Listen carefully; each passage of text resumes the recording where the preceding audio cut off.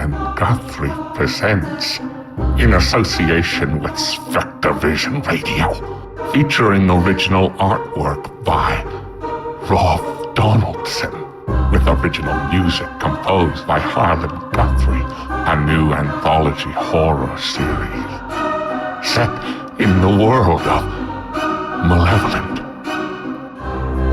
Tales from the Dark World. Monthly episodes, only on SpectreVision Radio. How delightful.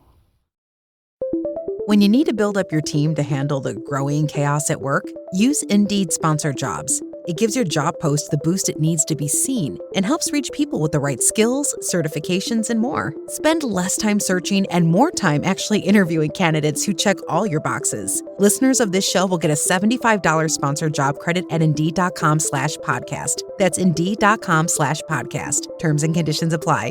Need a hiring hero? This is a job for Indeed Sponsored Jobs. No one goes to Hank's for his spreadsheets. They go for a darn good pizza. Lately, though, the shop's been quiet, so Hank decides to bring back the $1 slice. He asks Copilot in Microsoft Excel to look at his sales and costs and help him see if he can afford it. Copilot shows Hank where the money's going and which little extras make the dollar slice work. Now Hank has a line out the door. Hank makes the pizza, Copilot handles the spreadsheets. Learn more at m365copilot.com/work.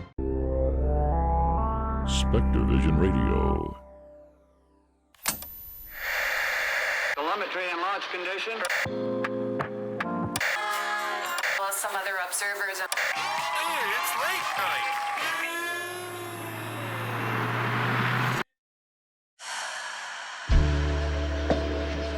It's late night on the astral plane, where it's never too late.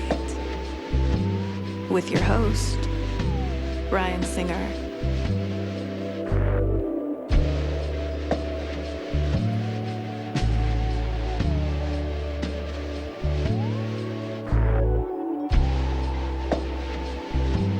It's more fun to believe.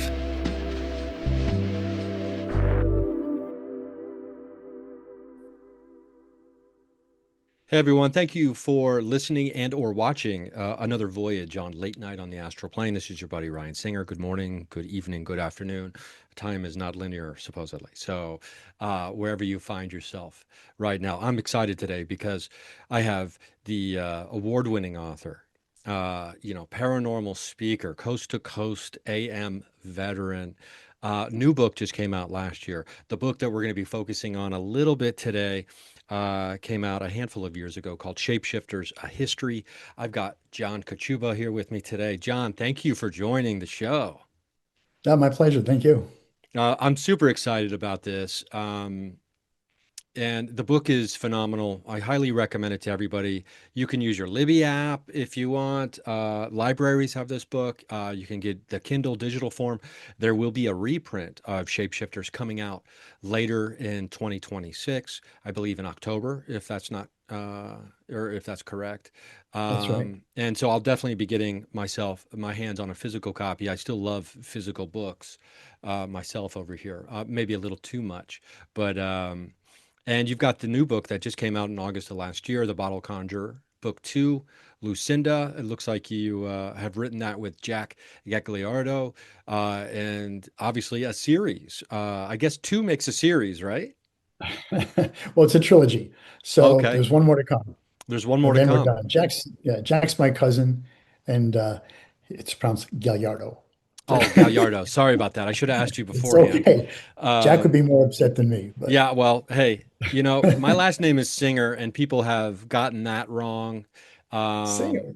Yeah, and so it's just like, yeah. But okay, so Okay. Jack Gallardo. I think I got it right I see that time. Sorry about that, Jack. In case you ever hear this, I'll make it up to you. I'll buy you a pint or a coffee if I ever run into you, as an apology. That book trilogy looks really interesting as well. We'll get into that so you can talk about that maybe towards the end. But Sure. first, I got to tell you, when I picked up this book or when I read it, I didn't know exactly what to expect. Although it's called Shapeshifters: A History, so I imagined you'd be exploring the folklore, the mythology, and literature, religious occurrences of shapeshifters, etc. And you really, really covered it all. I mean, how do you even wrap your brain around what turns out to be one of probably, I would argue, the most important archetypes in human history when it comes to its occurrences and just how often and how many there are? Yeah, yeah, I would agree with your last statement about how important they are as archetypes. It's interesting. I've had criticism that said, well, you didn't go into it enough. You didn't talk about the, I don't know, four-legged something from New Zealand. I said, well, I got to tell you, I spent some time doing this research. I was in maybe 8 different countries in Europe and a few in Asia. And there are, to my own surprise, thousands and thousands of shapeshifter types. It turns out that pretty much every culture, literally, I'm going to say every culture, since the beginning of time, the earliest representation of a shapeshifter that we know of is a cave painting in France from the Neolithic period. And it shows what people think is a shaman. It's this it looks like a deer standing on its hind legs, but if you notice, it has toes instead of hooves. And the same, and also the eyes are centered like ours instead of being, I forgot what the word is, but on each side of its head. In other words, it's clearly a deer that's becoming a man or a man that's becoming a deer. And so archaeologists and other folks have said that they believe that this is a representation of a shaman going through some ritualistic hunter magic, painting it on the wall of the cave, and convincing his fellow cave dwellers and hunters, with the help of probably magic mushrooms, to become shapeshifters, to become deer, to go after that deer that he just painted on the wall. And I'm not sure I got the whole point of your question because I get started on these things and I Well, don't yeah. I mean, and trust me, I will ask a question that could have 1,000 different answers and go on forever. So that's more on me than you. I can't help but be struck by this feeling when you explain that, of the beauty of the human creature expressing whatever it is we're feeling through outward artistic means. To me, everything is a story. Pretty much everything can be boiled down to a story at the end of the day, right? And whether that's through art, whether it's through dance, or especially writing, which is just kind of blows my mind to think about the written language and things like that we've developed over, years and years and years of our evolution. I'm curious, when it comes to like the shapeshifter archetype, it seems to be, prevalent everywhere, like you're saying. It doesn't matter if it's in story or if it's in religion or personal beliefs. And there seems to be something really fundamental about duality and having to express that somehow, some way. We have to get it out of our consciousness, out of our mind, right? Mhm. Yeah, I have a chapter that I forgot what I call it. Maybe the psychology of a shapeshifter or something along those lines. And to let the audience know, I am not a psychologist, but it seems to me that the shapeshifter character, and you're right, how it appears in any form, whether it appears in dance or art or music or history or mythology, anyway, not to mention how it actually appears in, I'll say that in quotes, to people who have had shapeshifter experiences, which is a whole nother thing. But it seems to me that it does express a duality, and I think it expresses the duality that's within all of us, which is that we are animals and we're human animals, right? So we have, I don't want to say a dark side, but in some senses, that's true. I think the best model for that from literature is probably Dr. Jekyll and Mr. Hyde, Robert Louis Stevenson's novel. Here you have Dr. Jekyll, who is an upstanding Christian, charitable, kindly, humanity-loving doctor, physician, right? Trying to cure people, help them, make them sick, make them well. But with all that going on, still in the back of his mind is this thought like, What if, what if I can throw off all the bonds of morality that hold me in place? What if I can throw off all the laws of England that hold me in place? What if I can throw off the laws of my religion that say, here's what you should do, here's what you shouldn't do? What do I become then? I become totally free, totally wild. I have the ability to do anything I want. What would that be? So, so he does, in fact, do that, right? He creates this potion that gives him an alter ego. So he gets to explore what it's like to live that way, totally free of anything that binds him and constrains him to any sense of decency and morality. He becomes Mr. Hyde, right? And of course, Mr. Hyde murders a man, does all kinds of crazy things as if murder wasn't enough. And at the end, Dr. Jekyll can't control it, and he knows he can't control it. So he commits suicide. He kills himself. So I think the shapeshifter is something on a lesser scale than that. We don't have to be suicidal. But I think the shapeshifter expresses a lot of a duality within us. And it's not just good versus evil. I think the shapeshifter can be a lot more tame than that. It could be simply the 6-year-old kid that's on the playground at school, and he's a scrawny little kid, and this big kid keeps beating him up all the time, bullying him, right? And the kid goes home every time and said, man, boy, I wish I was like Superman. I wish I was strong. I'd punch that little kid back in the nose, right? So Halloween comes around. What costume does he pick? He picks Superman. And why does he pick Superman? Because that becomes, in a sense, an alter ego for him. He's Superman now. Now, he's not going to go chase the bully down, but at least in some ways, he feels like he can do that. And I think the shapeshifter also tells us in some ways that none of us is perfect, right? And we all have something that maybe we wish we were better at. Maybe we wish that we were better looking, that we were stronger, that we were smarter, that we were taller, whatever it may be, that we had more money, whatever it might be. And so the shapeshifter gives us a way of experiencing that vicariously, safely. There's a big industry of cosplay, and you probably know what that is, but I don't know, your audience may not, but it's people that basically take on the persona of like a Marvel hero or something along those lines. And they will buy every piece of equipment, of costume that they need to make them look like, I don't know, Aquaman, whatever. But not only will they do that, they'll spend hundreds and hundreds of dollars, sometimes even getting tattooed, fins on their body. They'll go to these huge convocations all around the world and spend thousands of dollars to just mingle for a couple hours or a couple days as Aquaman, running into, I don't know a lot of superheroes, but all these different, cartoon characters, anime characters, whatever they would somehow dream to be in an alternate reality, in a sense. And we all do that at Halloween too. I'm a big Halloween guy. My wife Mary and I, for years, would throw a massive house party. And I always ask people, hey, why are you dressed that way? They said, what do you mean? It's a costume. I said, no, I know it's a costume, but why did you pick that costume? And it's always interesting to hear what they say, And sometimes it's, well, it's something that I had, my brother gave it to me. Okay.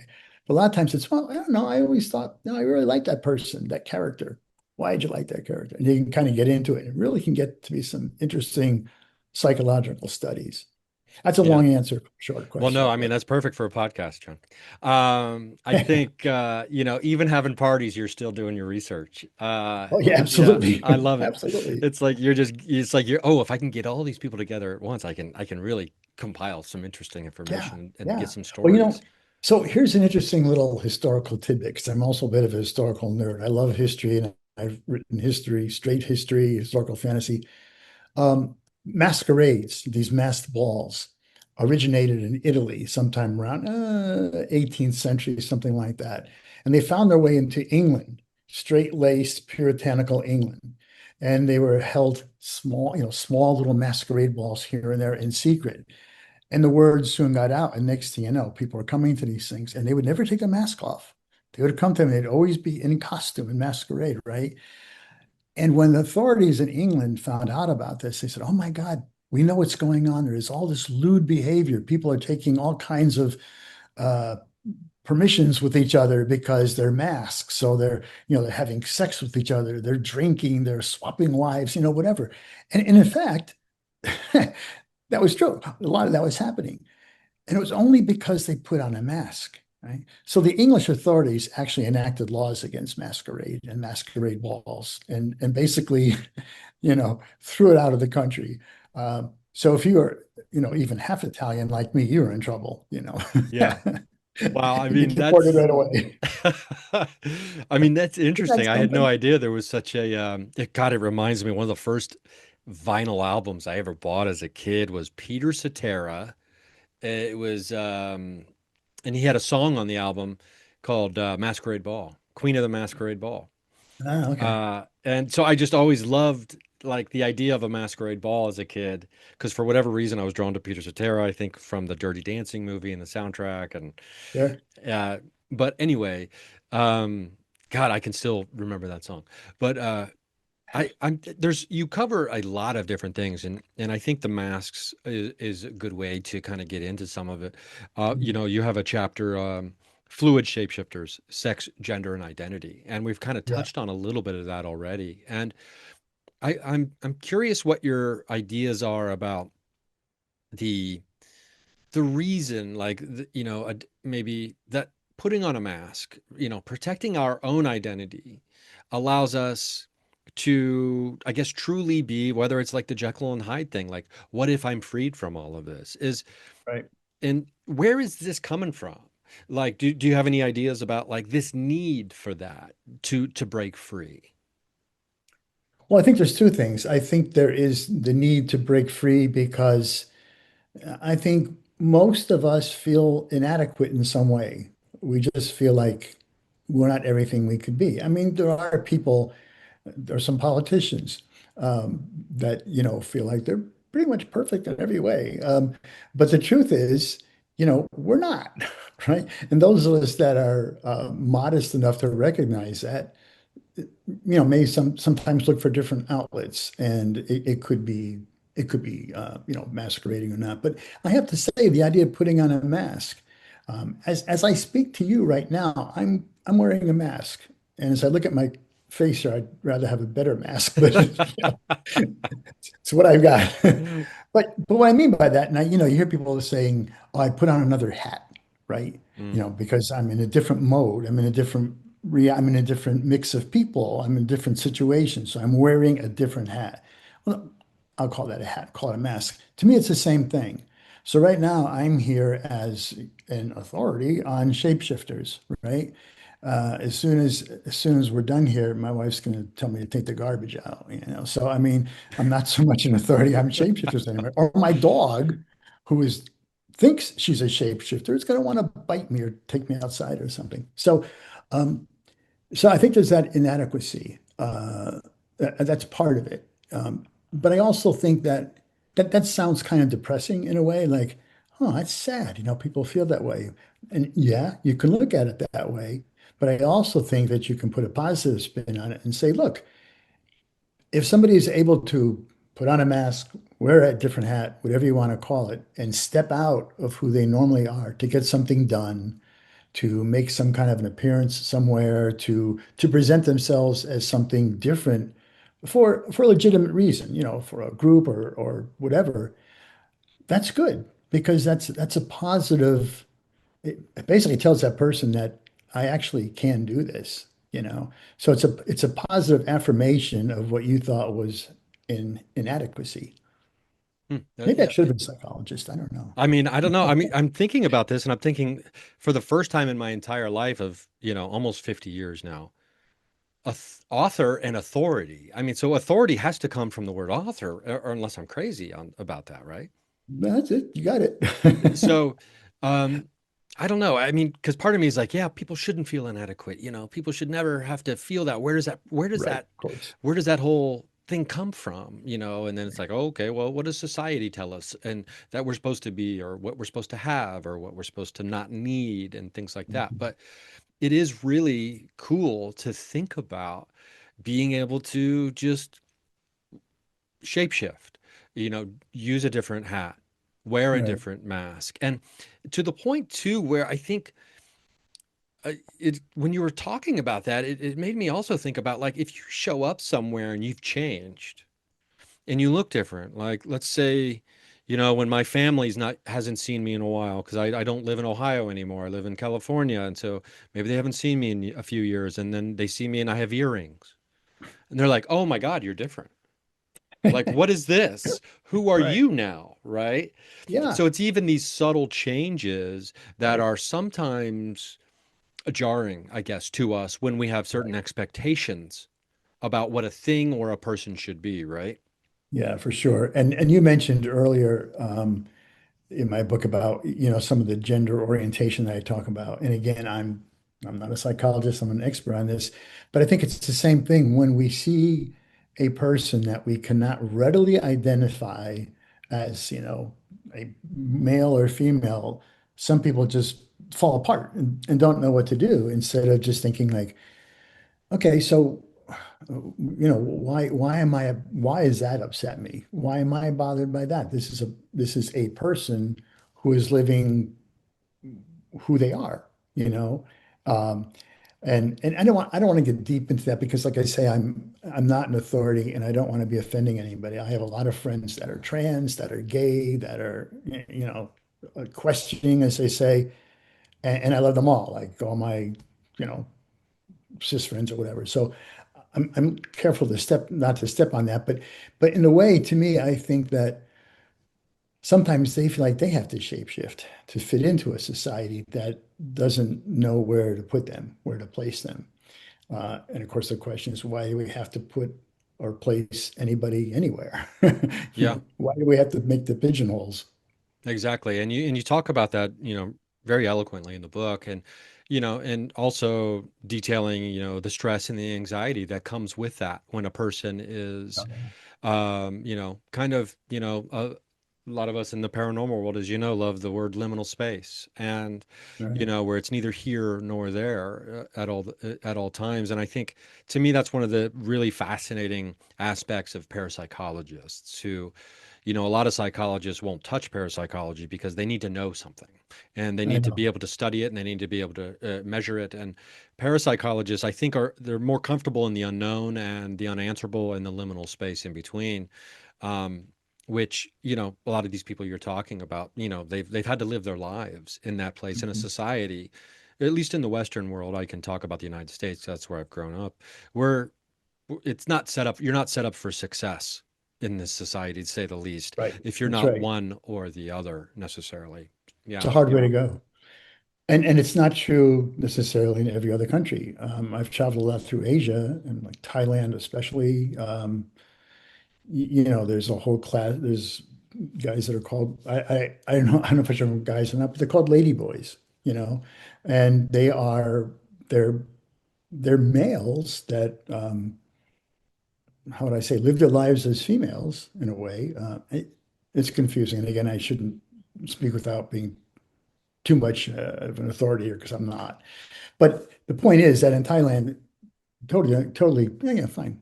Yeah, yeah. It's not even a second thought no. given to it. Yeah, we traveled a couple times. I was there 2 months with my wife, and one of our friends there, a Thai woman, her son is a ladyboy, and first time we were introduced to him, we said, "Oh, okay." I mean, I have to say, I was a little like, I take it back, because I didn't know what that was, what it meant, and what it meant was he was a nice kid. Yeah, That's what it yeah. meant. And and it's, to me, I don't know, I always look at these opportunities like, oh, this is a fun moment to learn something new and to incorporate new knowledge into my worldview, right? As Yeah. opposed to try to block something out and or condemn it or whatever else. We got to take a quick break. We're going to come back with author John Kachuba. We're going to talk about shapeshifters to history. We're going to talk about all kinds of cool stuff. Super excited because, John has a history of, has written, I think, at least 5 books about the paranormal as well. When it comes to, ghosts and hauntings, he's been on investigations, he's been an investigator, he's done a lot of research in that as well. So who knows where this conversation is go? I guess you're going to have to come back to find out. And just a reminder, you can go to patreon.com/Ryan Singer. $3 a month gets you commercial-free episodes if you're tired of capitalism in all its glory. All right, we're going to be right back. We gather here tonight to bring women back to their rightful place. The Testaments, a new Hulu original series from the executive producers of The Handmaid's Tale. It's easier to accept a story than believe that the people around you are monsters. The battle isn't over. There comes a time when you have to take action, when you have to choose your own destiny. Never quite as it seems. Watch the new Hulu original series, The Testaments, streaming on Hulu and Hulu on Disney Plus for bundle subscribers. Terms apply. And we're back. I've got author John Kachuba here. We're talking about Shapeshifters, a history. Man, I have personal vested interest in, just the greater idea of shapeshifting. As a lot of the people who listen to this podcast know, the previous podcast was called Me and Paranormal You, and I kind of started it as, a quest for information and trying to understand my own experiences with someone who I believe to be having the abilities of shapeshifting and things like that. So some people might be like, oh, okay, let's get into like the real life shapeshifter stuff. That's what Singer's going to want to talk to John about, right? And I think it's bigger than that. And when it comes to the world of the paranormal, there's a bunch of weirdos, right, that live here who aren't afraid to say, hey, I saw this, or hey, I experienced this, or hey, I just believe this. And the world of the paranormal has always been welcoming and enveloping of those people, and it's been great, and there's comfort and community there. But the last couple of years, last few years, it's gotten better with disclosure and things like that. But even 15 years ago, talking about shapeshifters in the world of paranormal in like a real way, even people in the paranormal community were kind of like, well, that's even a little too weird for us, right? But there have been many accounts through history, and you detail a lot of them, about people who believed they were shapeshifters of one kind or another throughout history, and they're documented, and oftentimes with dire consequences, right? Mm-hmm. Sure. I mean, there's been several documented cases of lycanthropy, which is basically a medical term for people that, incredible as it may seem, believe for whatever reason that they are transformed into a wolf, right? And you look at them and they're human beings. They're clearly not wolves, and yet they act out that way. I have some case studies from, I guess, maybe about the 16th century or so in Germany, and I think in France there were a couple, and these were horrific cases where different individuals, the stories would be similar. It's that, we were out in the woods and we were approached by a strange man, and he said, he gave me a magic ointment or a magic cloak to wear or something, and then I became a werewolf. Okay, well, there was never a cloak found or anything, but these people would go around and literally act out as werewolves. And there was cases where they would attack others, kill them, mutilate them, sometimes, eat them, and all with their bare hands, just like a wolf would do. And I mean, I still can't fathom that degree of illness, madness, I don't know, that you do, although we've had certainly our own cases of serial killers and weird events like that in our history, in our lifetime. But it was just phenomenal to think that they would be that way, consider themselves to be wolves. And in those days, the early officials that would take them in, like in the 15th, 16th century, of course, they would be tried and convicted of werewolfery, which was a crime. And it was a crime against the church, because a werewolf was certainly a creature of Satan. It wasn't, God didn't make this, right? And so they would be burned at the stake or executed some other way. It wasn't until maybe the 18th century or so where there were still cases happening, but then people were at least being taken into custody and incarcerated someplace as just, crazy people. Um, but I don't know what causes that. It's one thing, as we said earlier, to just kind of fantasize about, boy, what if I was stronger? What if I was faster? What if I can run as fast as a wolf? Wouldn't that be cool? I'd win every track meet I entered. Okay, fine. But you don't say I am a wolf, and I'm going to enter every track meet, and if I catch you, I'm going to eat you and then continue on and still win the race. So I don't know. Yeah, they might blow and the I- whistle on that one. yeah, yeah.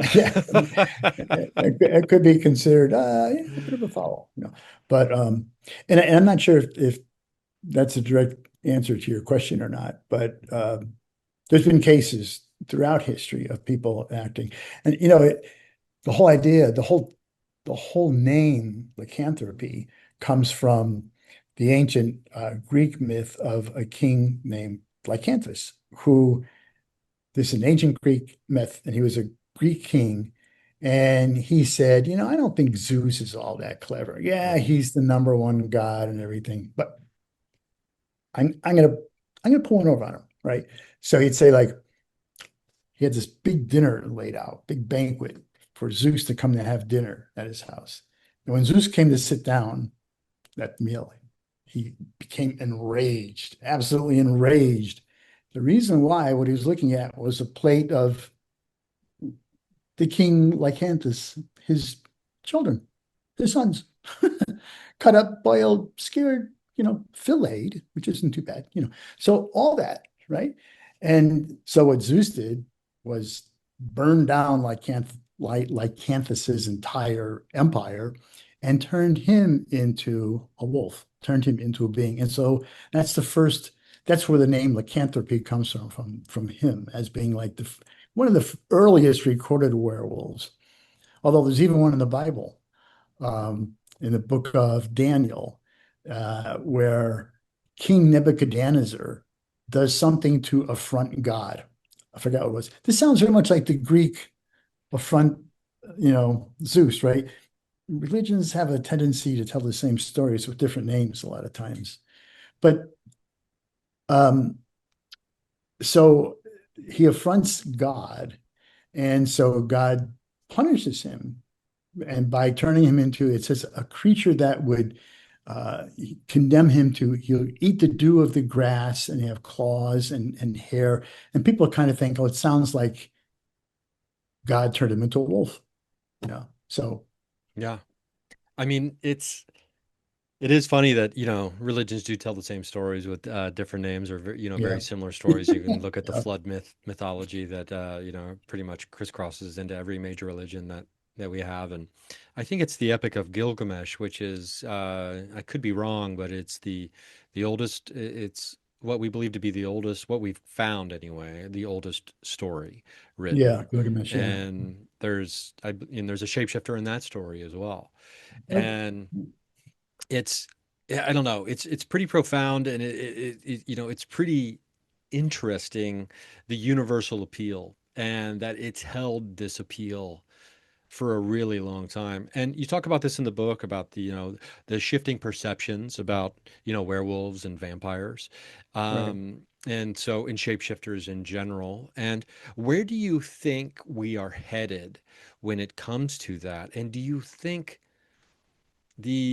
I don't know if we can call it breaking, because it feels like it's, been slowly cracking for decades now, when it comes to like disclosures of UFOs and aliens, which are also thrown into the shapeshifter mix a lot of times in storytelling and in experiencer reports. Where do you think we're headed with, just the overall, I guess, vibe and energy of, and what people think of shapeshifters? Well, I think you're right. I think, for one thing, the shapeshifter character has been evolving, over the last probably couple of centuries, actually. Vampires originally were not the vampires like in Anne Rice or something. They weren't suave, debonair, rich vampires. They were fat, corpulent, not particularly nice people, and they didn't even suck blood. They somehow took your life force, your life energy, whatever that meant, but they didn't go around sucking your blood out of your neck. They thought, why would you do that? Those are the first vampires. And it wasn't until Bram Stoker, really, that you got the classic, Dracula kind of vampire. And it merged from there to the vampires of Twilight, all sexy, rich, we drive cool cars, we live forever, we got penthouses in Malibu. Okay, that's cool. That's a major shift, right? Same thing for werewolves. Werewolves are always people that were cursed. You know, think of Lon Chaney Jr. in The Wolfman, the 1930 something movie. The thing even there's even a voiceover, by the light of the moon or something, like you're cursed, as a gypsy cursed this poor guy. That transcends to some modern stories. I'll cite a writer, Stephen Graham Jones, who's a really great horror writer and has written some interesting books he's also a Native American writer, but he's written some interesting ones about werewolves that, yeah, this is who we are. This has been in our genes for a century. Yeah, we know when you become a teenager, you're going to start to get a little, not horny, a little hoofy, whatever, a little toothy, and they take it in stride. Yeah. We embrace it. We're we're werewolves. That's what it is. So that's a major step. But I think what's happening is the shapeshifter character is itself shapeshifting, and I think it's got a lot to do with the media, especially movies and novels. They're big. They're big influences to change the character of the shapeshifter. But so the future, as you're asking, that was your original question, it's that.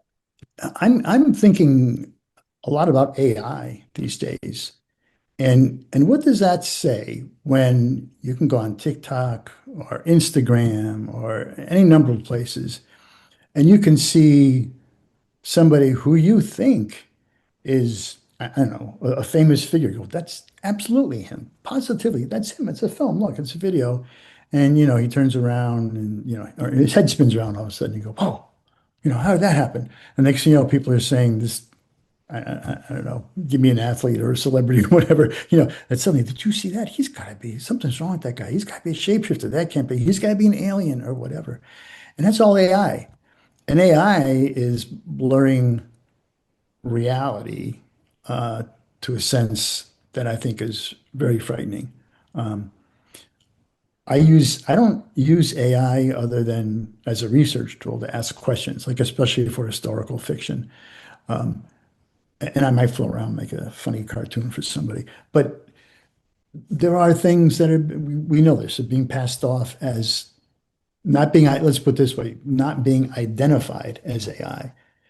And the idea is to fool a population. So you've kind of created your own little shapeshifter. We've taken a real person and you've now created him into something else because what you're showing him or her doing or saying is like, that's incredible. I can't believe they did that. That's because they didn't, So I have a real fear about how AI is going to change not just the character of shapeshifters, but how we're going to live.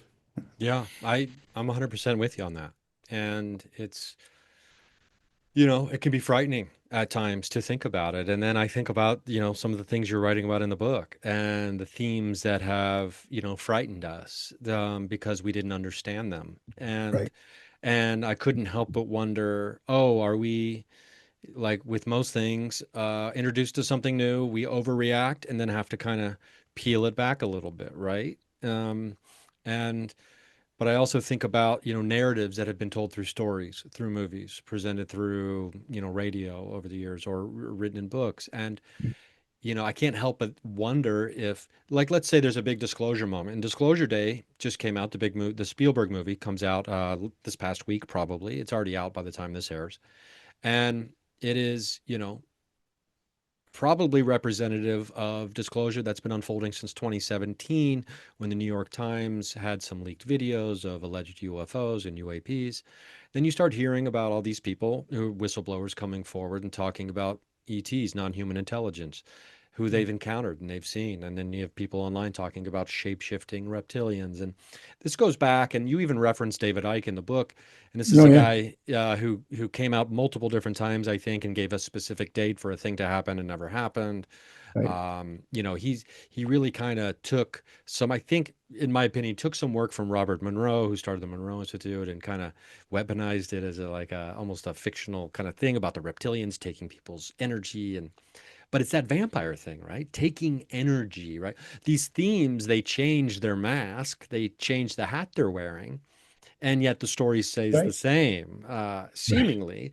And as humans, we seem to be obsessed with this storyline that some other is going to show up and try to steal our life juice, right?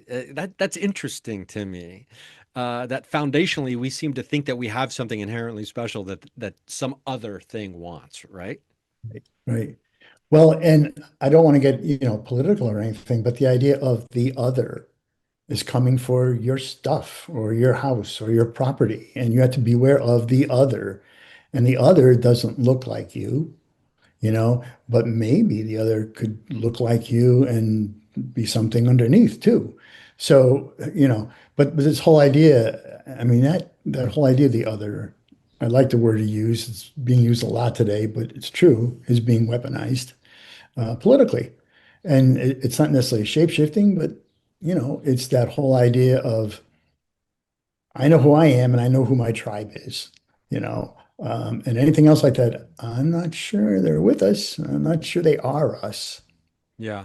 And I think fundamentally, it probably just speaks to, the fundamental needs that we probably all have. Hey, we all just want to feel like we're going to be okay, right? And Sure. Yeah. and at the end of the day, we just want to feel like we're going to be okay. And these stories that have been told through different variations and shape-shifting into different characters, through generations, they just kind of, whether it's, from fairies, to Sasquatch, to aliens, to ghosts, to vampires, to werewolves, they're kind of showing us something from within ourselves, right?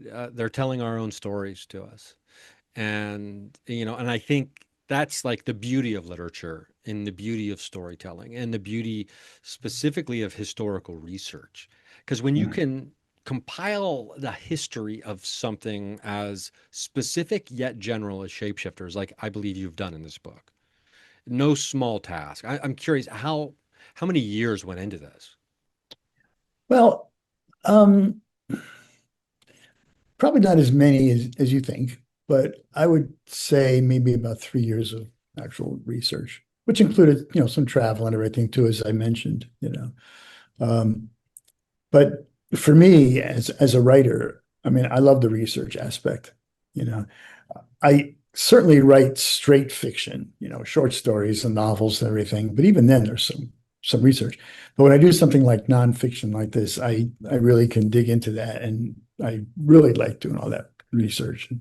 So for Shapeshifters, I was in France, Portugal, Northern Italy. I was in Romania, Belarus, Ukraine. I don't know, maybe a couple others there too. It was great. Wow, that's awesome. And I would say 3 years is some heavy lifting, by the way. Well, I mean, I would consider that to be heavy lifting research and working on a singular project.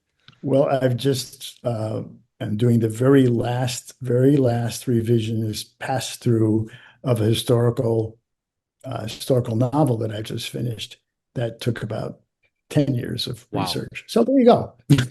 Okay. My guess is you're probably sometimes working on multiple things here and there simultaneously. Yeah.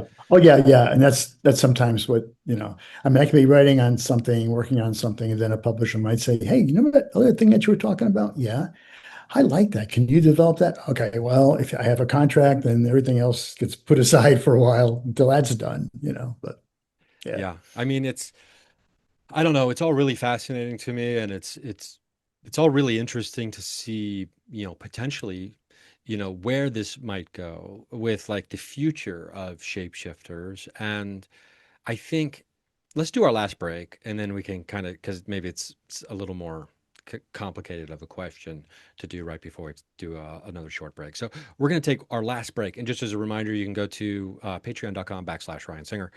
and you can get commercial-free episodes, sometimes for free. You can just be a free member over there, and you'll get free stuff over there as well. I've been posting photos of from the Disclosure Project. You can see E.T., an alleged alien autopsy photo from the 1920s.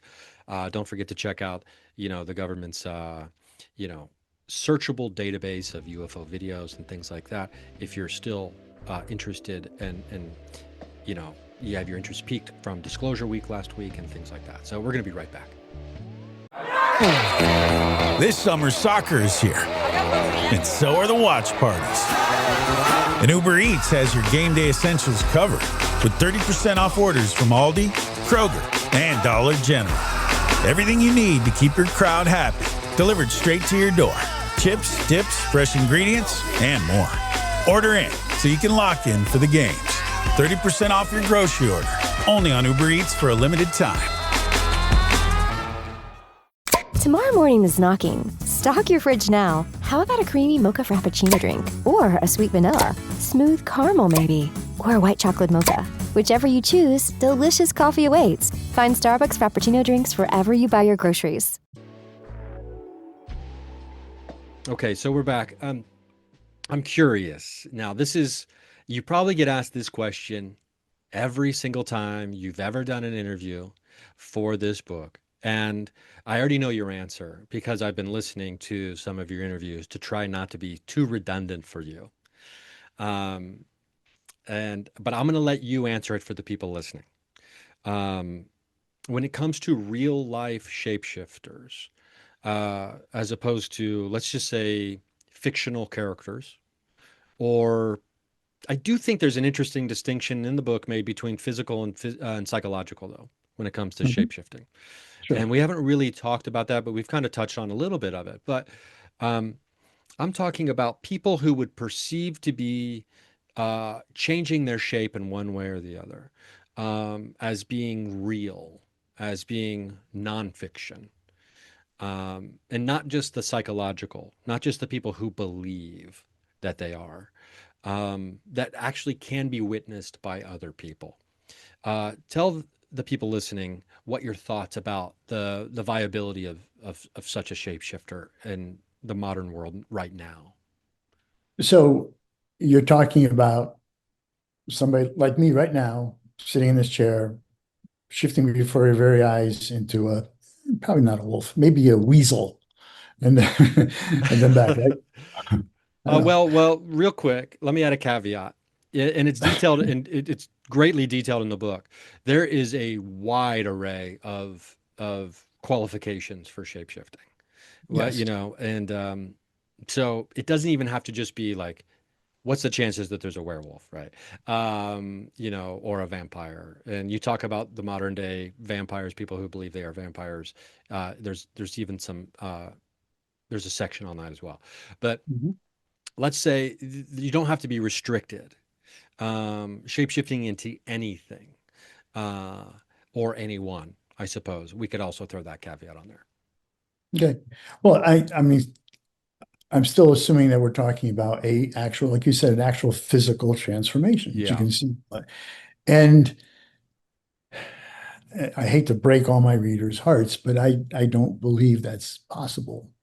I mean, I'm a little bit of a scientist to think, how would you do that? I mean, just how would you possibly do that? Now, having said that, I'll give you a quick story. There's a guy up in Ohio where I live named Guy Savelli. And actually, I think Guy has since deceased. But Guy was this martial arts expert in all different ways, but he was also into like sensory perception and remote viewing and all this. And it turns out that he did some work for like the Army and special ops and training people. Like there was a movie, and I think it was based on a book called Men That Stare at Goats. The Men Who Stare at Goats. Brad Pitt, I believe George Clooney is also in it. Really good movie. Really good movie. So it was based a lot supposedly on what Guy's work was. And supposedly Guy was in this little concrete bunker as part of the test, and it was a goat tethered out in the yard like 50 yards away from him. He couldn't see the goat couldn't see him, and he just thought about it and knocked the goat down. Okay, Now, that's not shapeshifting, but the guy had a student that was learning martial arts from him. And he said that this is a student. The student told me a story. The student and guy were at a bar. It's not a joke. And a priest and a rabbi walked in. No, no, no. Shapeshifter and a shaman walk into a bar. Right. What can I get you? Well, who will it be? Ryan, I'm going to write that joke. And you can have it. Oh, I appreciate that. So the student and Guy Savelli are at a bar, and some guy who's already drunk just comes up to him. He's one of these guys that if you go into the wrong bar, there's a guy who's already drunk and thinks he owns the place. And he came up to Guy Savelli and just kind of got in his face for who knows what. And Guy's student is just kind of sitting back like going like, oh, crap. Wrong this guy. is not going to be good, Yeah. Meanwhile, he knows that Guy Savelli is a master of many forms of martial arts, and could probably take this guy out even if he was totally drunk. So a guy just stands up, and says, doesn't say anything, just kind of looks at the guy, and the drunk comes at him and he just stops like this. And they're like face to face. And the student's looking up, he's still sitting down, and he's looking up. And he said, I tell you, Johnny, this is what I saw. I saw a guy's face. I didn't see Guy's face. I saw the face of a tiger. Eye of the Tiger, the movie. But he said, that's what I saw. He said, I saw a face. I saw a tiger face. And according to the student, the drunk just kind of went like, whoa, he's backed up to, okay, man, okay. And he's done. He was out. He just took off. Now, I wasn't there. I can't even vouch for the student's words. But if he's telling the truth, what happened? Did Guy somehow transform himself? Not his entire body, but parts of him to make some impression? Or was Guy more a master of psychology in some ways and made the drunk think he was seeing something? Although the students saw it too. So I don't know what you do with that. Well, I mean, good. Or no, I didn't want to cut you off there, but that leads me into like the follow-up question I thought we might get into regarding this, and perception being reality, and projection being reality too. And in many instances, I guess we could argue that I love your answer to the initial question for a couple reasons. And the big reason is I feel like if we feel tied and tethered to the materialistic world, right, where you're not a shapeshifter unless you're physically changing shape, right? That's one way to look at it, in a very precise kind of examination. Right. If we open ourselves up to, I don't know, some might say a kind of some woo thinking that, we are actually foundationally, we are energetic beings who happen to be kind of occupying this physical form. And you even talk about, what was it, John Locke, with the cobbler and the cobbler and the prince. And now, if we open ourselves up to like the energetic idea of, the foundational aspects of what it means to be a human being, or be, our consciousness, or whatever it is, right? There seems to be a lot more leeway potentially for perception, and even for maybe manipulation from outside forces. Maybe Guy is energetically changing that area directly around himself, maybe by projecting something, right? Mm-hmm. Which becomes very interesting in regards to trying to understand maybe the people who have come forward and talked about real life shapeshifter stories, or even throughout mythology, if there's not a part of the ancient literature and folklore that's trying to maybe explain maybe something unexplainable that happened, more than just tell a human story about how we feel pulled between two ends. Is that something that you're on board with at all? Yeah. Because, before I was writing about shapeshifters, I had 4 or 5 books you already mentioned that were about ghosts. And ghosts, to my mind, are sort of the same thing. People talk about them as being energy or whatever. I don't know if they are. But I do know that, to your point and to Albert Einstein's point, thank you very much, Al, we know that everything is atoms, everything is energy, everything is energy, right? And we know you can't create it, you can't destroy it, but you can transform it. Even the word transform, here we go, shapeshifting again, right? So you can, I mean, I think what you're saying is possible. I could not explain life of me the mechanics of it, how it would be done. But could it be done? Energy shifting another energy, and then so we see this different perception. And I talk about that often with ghosts. Like, what are you, when you have that paranormal experience of a ghost, what are you actually seeing? What actually is that? And especially, I find it amazing when I did so many investigations in haunted locations that you'd be in a group with, 4 people or something, and somebody go, "Oh, look in the corner over there. You see that?"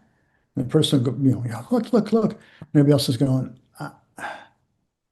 I'm I'm actually in the corner that you're pointing to, and I don't see anything, you know?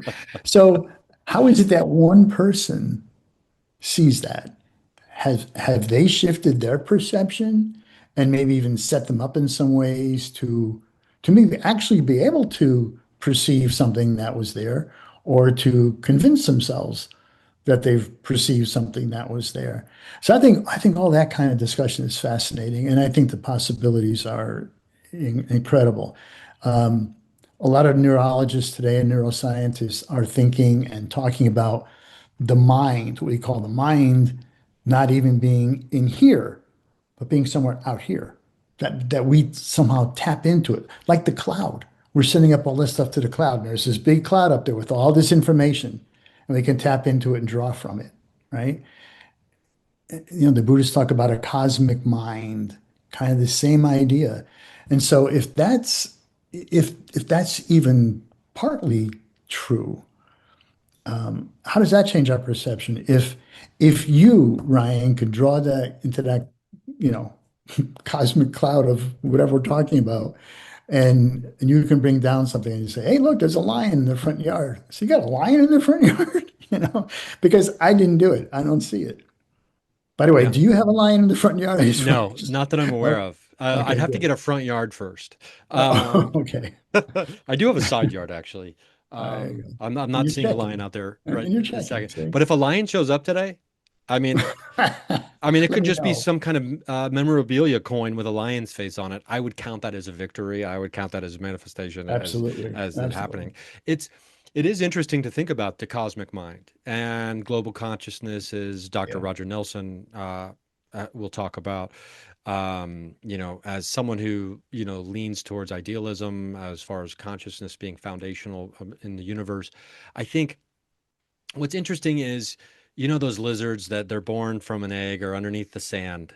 They come up, they emerge from the sand, and they immediately know to run towards the water, right? They Yeah. have Yeah. like embedded knowledge, right? Right. People are now talking about generational trauma, and humans have embedded knowledge inside of ourselves. And oftentimes, when you hear about to try to bring it back all full circle, maybe, or at least to earlier semicircle, we were talking about, like, the other, and identifying someone similar makes us feel safe, back as a survival instinct back in the day, right? Mhm. You wonder, now that we have moved past that necessity in our human evolution, you wonder how many more uploads to the cosmic mind it might take to reach that tipping point where we can discard that as an evolutionary necessity, right? Or as something that we need anymore. And when Right. do we move past these biological imperatives, and, kind of not worry about it anymore? I know we've taken a long bridge on this show. And I don't expect you to give the answers to the universe all here in one episode, but it is curious that when you look through just the thick and the enormous amount of history that you've compiled in this book regarding shapeshifters of all kinds and, pun intended, shapes, it's fascinating how fascinated we are.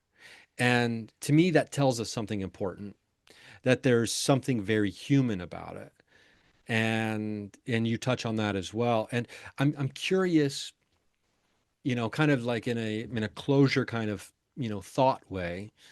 When it comes to the world of the paranormal and the world of shapeshifters, what do you think the most important aspect of these stories would be for us, considering how clearly drawn we are to them?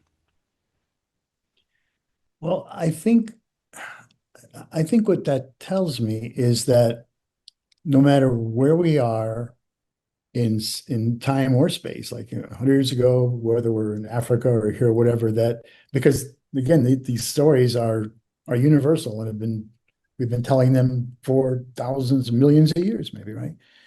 I think that tells me that that is sort of our essential nature in a way. And I don't know how to describe that more, but that you talked about getting rid of biological. Did you say Imperatives? I think I may have said. I don't know if that's the Imper right way to say it. imperatives, but it can also be impediments. You know, to shed yourself of your biology, right? Think of it as an impediment. Become free. Yeah, free yeah. yourself through a transformation of some kind.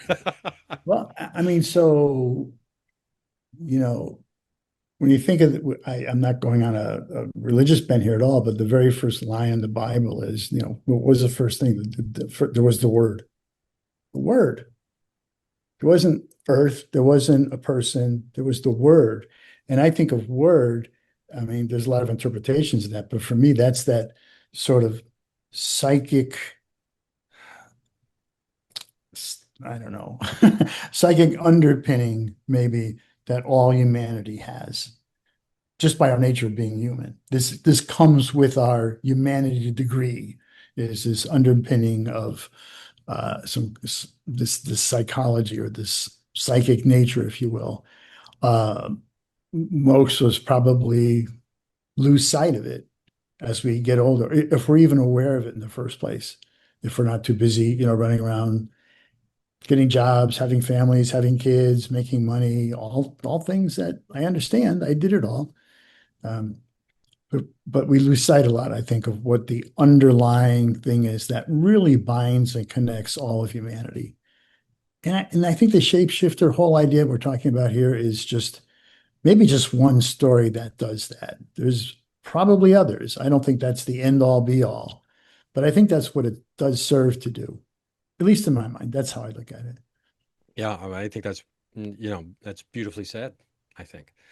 And, there's comfort in community, and storytelling is life. And, as someone who has made a living, living in, trying to make a living off the story and telling stories, I think you understand that, in ways a little, we can understand like the framework of storytelling and all that thing. We can talk about Sure. Joseph Campbell, the hero's journey and all that thing. But at the end of the day, it's about people and wanting to feel connected and wanting to feel a sense of community. And that brings us comfort, and trying to understand ourselves and the actions of others through storytelling, sometimes scary and sometimes funny, and oftentimes both.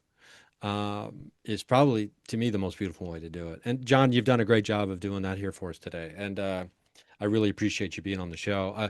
Let's remind people, or tell them actually, and I'm going to put these in the show notes as well, where they can find you and all your work, your writings. And I know you do public speaking as well at conferences sometimes and things like that. Sure. Well, the easiest place to find kind of a lot about me is my website, which is johnkachuba.com, very simply. There's different tabs on there, and one of them is the scheduled appearances. So like your show is listed on there, other shows that I might be doing, or yes, libraries it might be at, book expos that I might be at. I do a lot of little traveling. I'm slowing down these days for medical reasons and getting old, but still the schedule is there. There's also links to all my books, which will take you to Amazon or whatever, but I really wish you'd go to an independent bookstore and try to buy them there. But as long as you buy them and read them, I'm happy with that. So pretty much everything is right there. My contact information, you can contact me directly through my website. If you have a question, or if there's something you want to explore further, or an invitation for a talk or something, you can always contact me through that. Excellent, excellent. And yeah, so check out Viewpoint Books. I wonder if you're in there. It's a great bookstore in like Columbus, Indiana, or in that area. I don't know. If not, I'll have to try to connect you with Beth. Great. She's got a couple locations now, and she's just incredible. Viewpoint? Viewpoint Viewpoint. Books. Okay.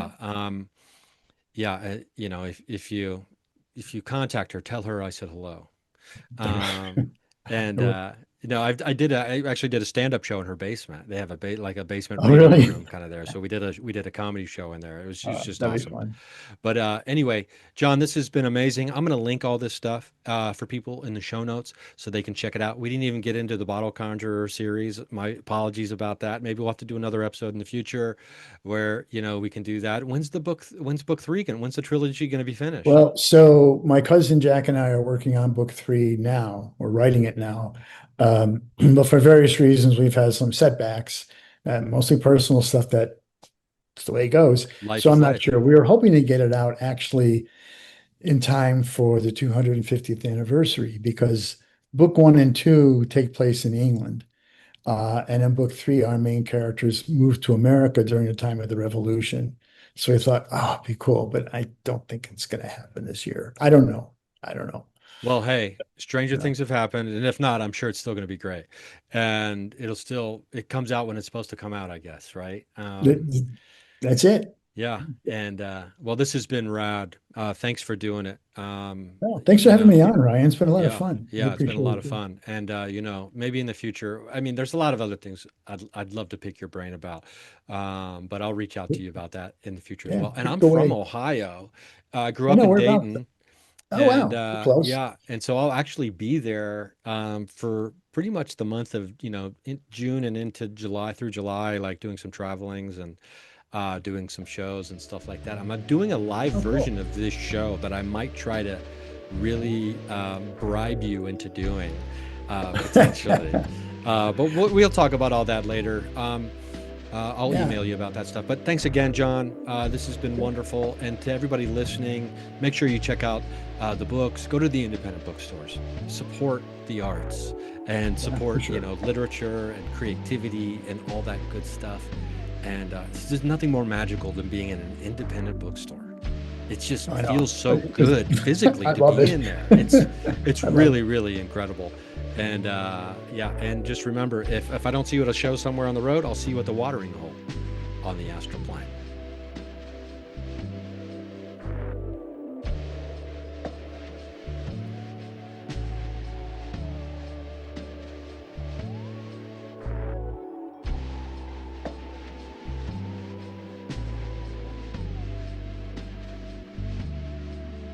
Ryan Reynolds here from Mint Mobile. I don't know if you knew this, but anyone can get the same premium wireless for $15 a month plan that I've been enjoying. It's not just for celebrities, so do like I did and have one of your assistants switch you to Mint Mobile today. I'm told it's super easy to do at mintmobile.com/switch. Upfront payment of $45 for 3-month plan, equivalent to $15 per month required. Intro rate first 3 months only, then full price plan options available. Taxes and fees extra. See full terms at mintmobile.com.